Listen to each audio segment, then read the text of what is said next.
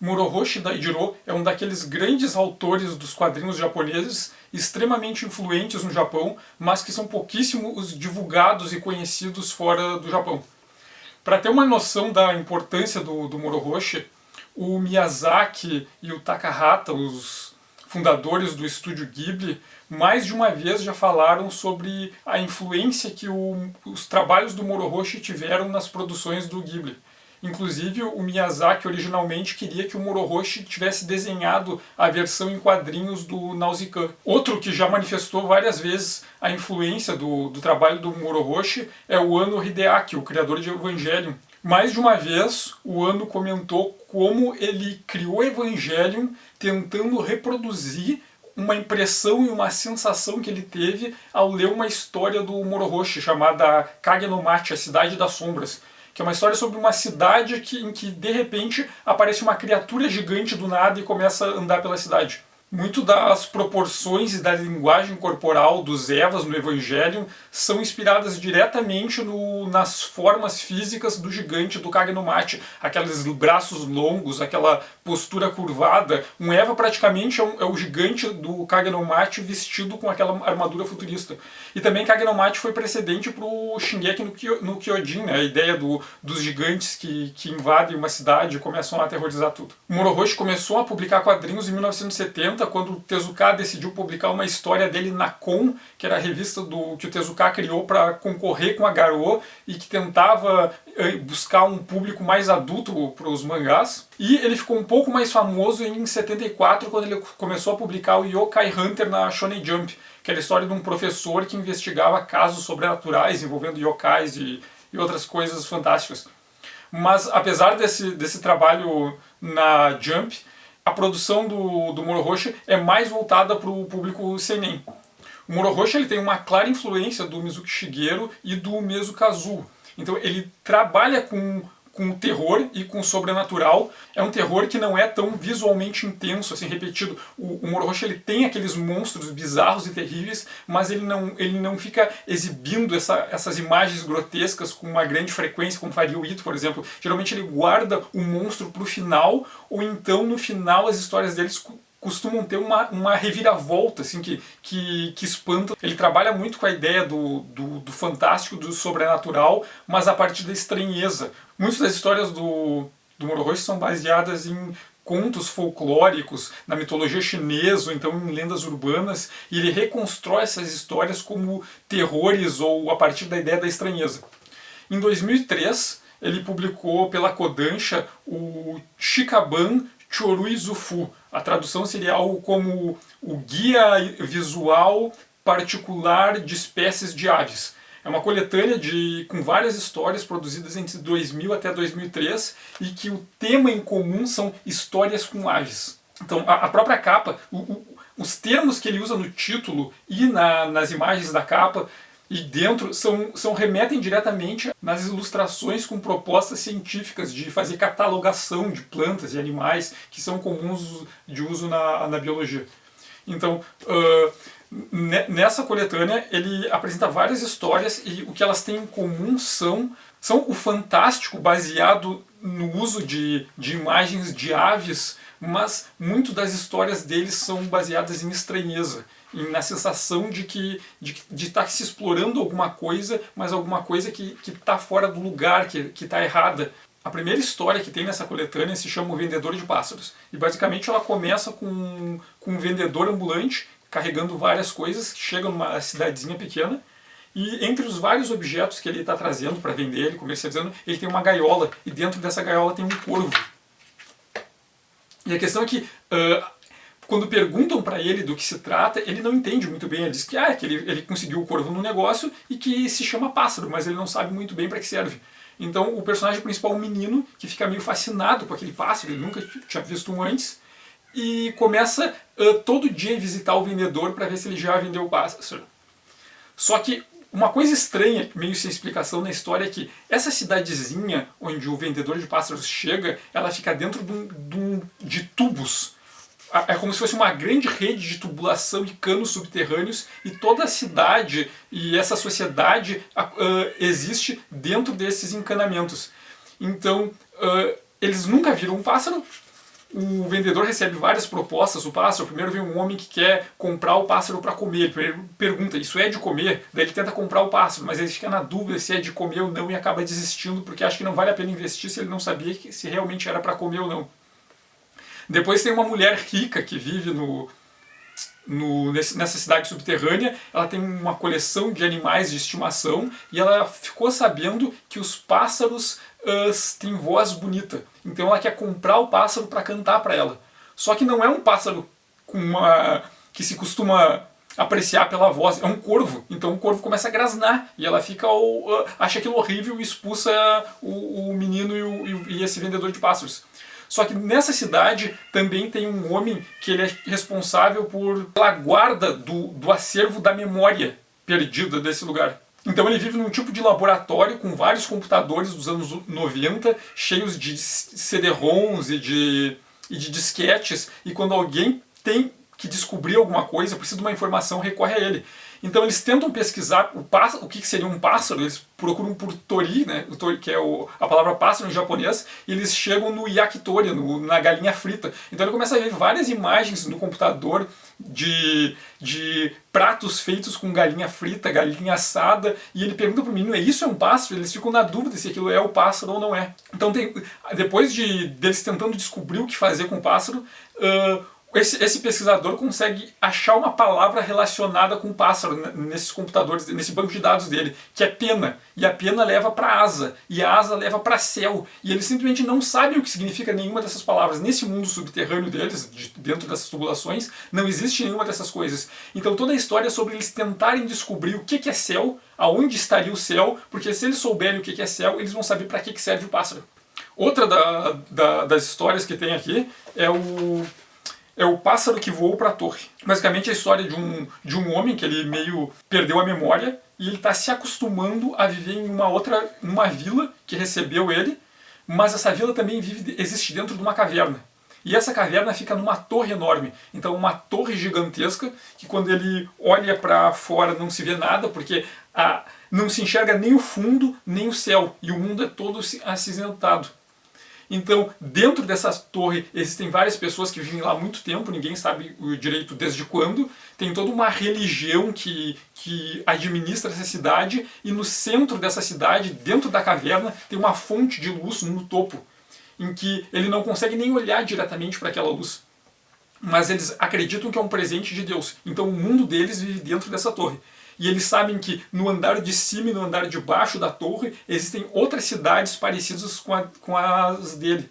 Inclusive tem mercadores que transitam de uma cidade para outra. Só que ninguém sabe o que existe no topo nem na base da torre.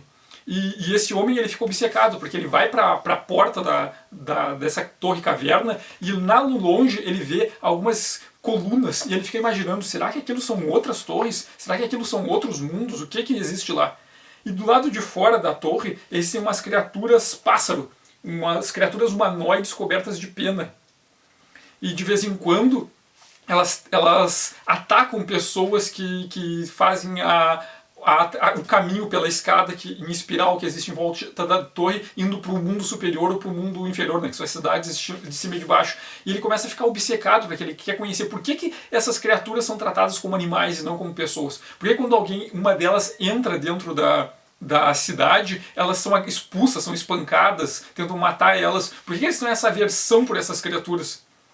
Então, muitas dessas histórias do Moro Rocha, ele trata dessa ideia ele apresenta mundos extremamente fantásticos, que parecem ser amplos, que o leitor fica curioso em explorar, o leitor vai aprendendo sobre aquele universo, aquele contexto, junto com o personagem que explora. E ele fica e deixa curioso, né? O que existe nisso? Parece uma construção enorme, só que ele não se preocupa em criar o mundo fora. A preocupação dele não é em o que existe além ou abaixo da torre, e sim na experiência particular. Então ele cria, ele constrói toda a sensação de um mundo fantástico, mas não para explorar o mundo fantástico. Ele deixa no mistério. Não é relevante para a história dele o que existe além desse mundo, como ele funciona, de onde ele veio, mas sim as pequenas relações das pessoas desse mundo. A última história que tem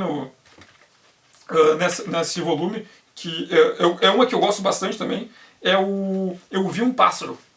Essa é a única que se passa no mundo contemporâneo, no Japão contemporâneo, e é sobre um menino que um dia ele está indo brincar com os amigos e ele vê uma asa gigante saindo de trás de uma caixa d'água num prédio abandonado.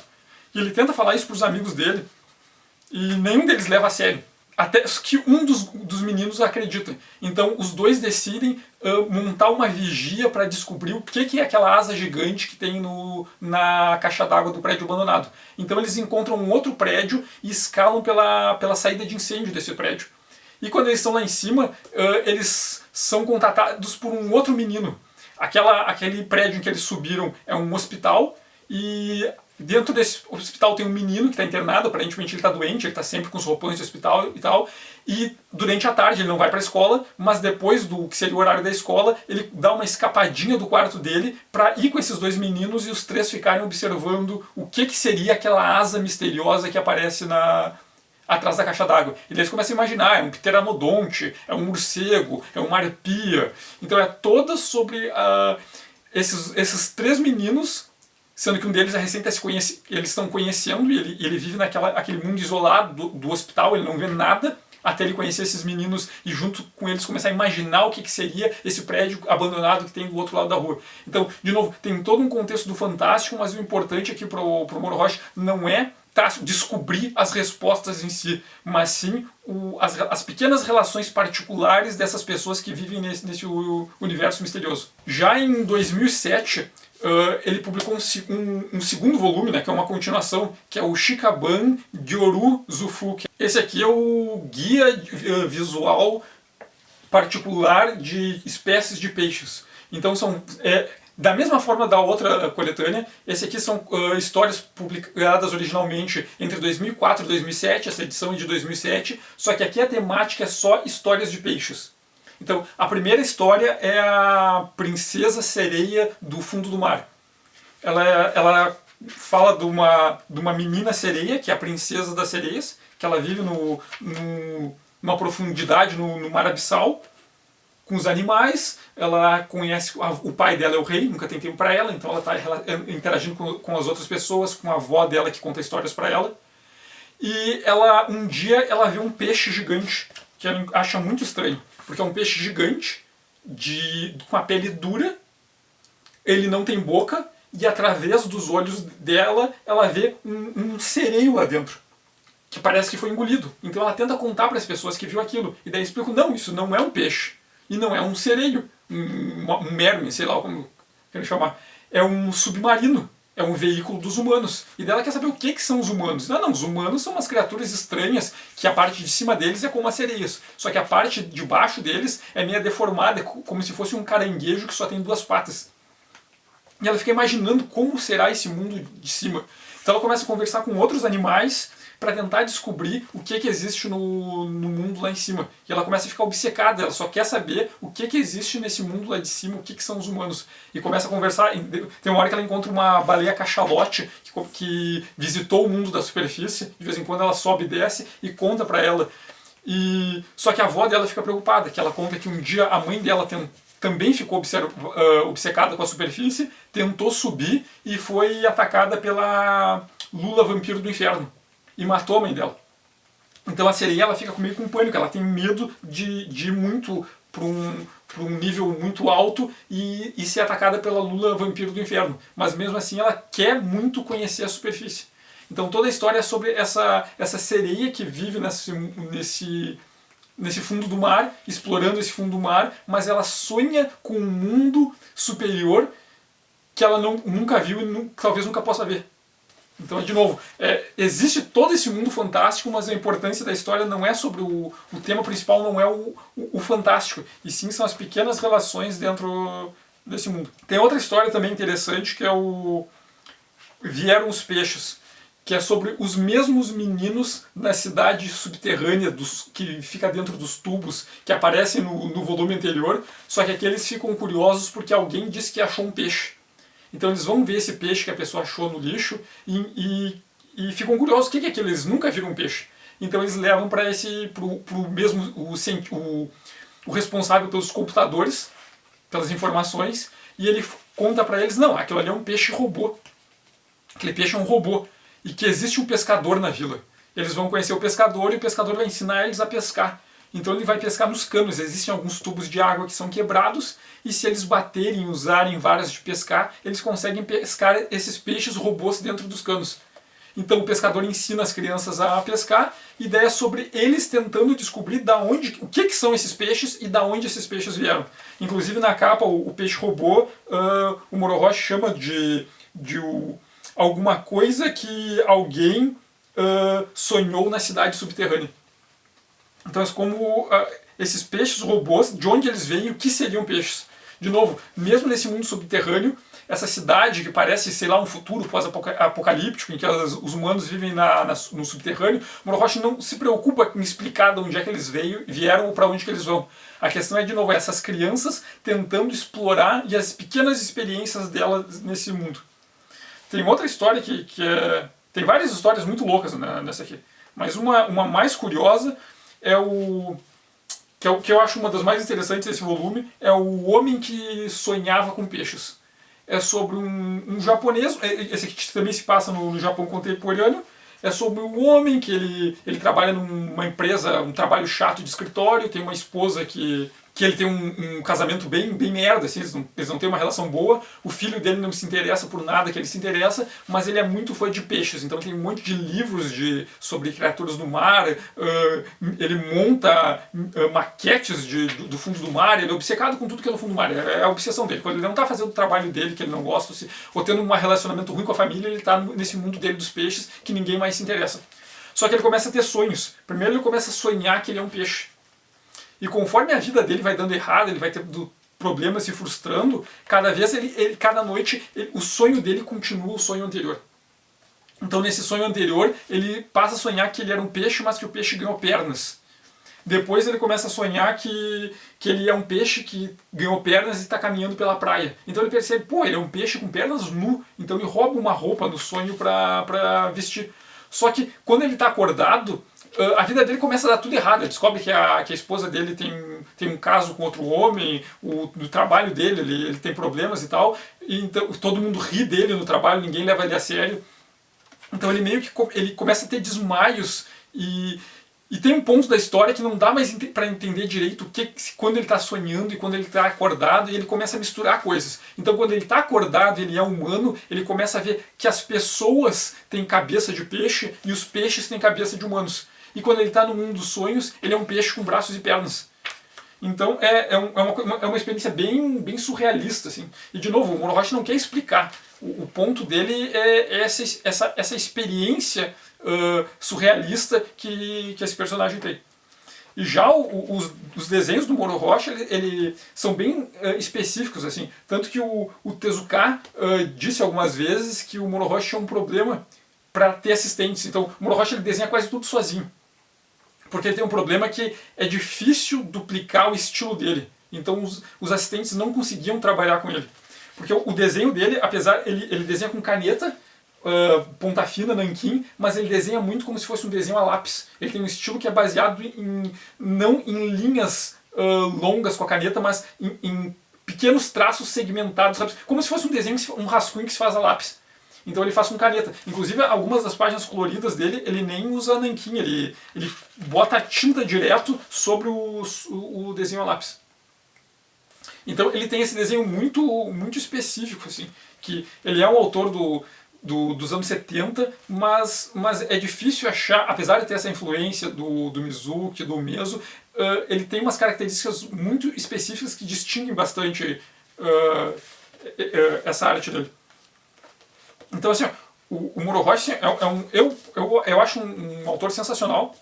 É um cara extremamente importante para os quadrinhos de terror e sobrenatural japoneses. E ele influenciou muita gente que trabalha com esse universo fantástico foi influenciado por ele. E ele é um cara assim que não foi publicado no Brasil, eu acho que não tem nem nos Estados Unidos, não tem obra dele. É um cara bem pouco conhecido fora do Japão, mas dentro do Japão ele é extremamente relevante. Então assim, se vocês puderem ler alguma coisa dele, eu recomendo. Dessa coletânea dele dos animais, se vocês puderem só ler um desses, eu recomendo o das aves, porque tem mais histórias, o conjunto de histórias das aves, eu acho que é o que tem alguns temas mais interessantes. Foi uma das coisas mais interessantes que eu li esse ano, por exemplo, foi esse volume do guia visual particular das espécies de aves. Então, assim, se vocês puderem ler alguma coisa do Mauro Rocha, eu recomendo. Provavelmente vocês não vão achar a tradução em português, mas talvez tenha algumas coisas dele traduzidas por inglês na internet. E como assim vocês puderem encontrar o Mauro Rocha, vão atrás que vale muito a pena. Então, por hoje era isso. Se vocês gostaram do vídeo, eu peço que, se puderem, curtir o vídeo, né, porque ajuda a divulgar o canal. E quem quiser receber as notificações dos novos vídeos, é só seguir aqui o canal. Então, obrigado e até o próximo vídeo.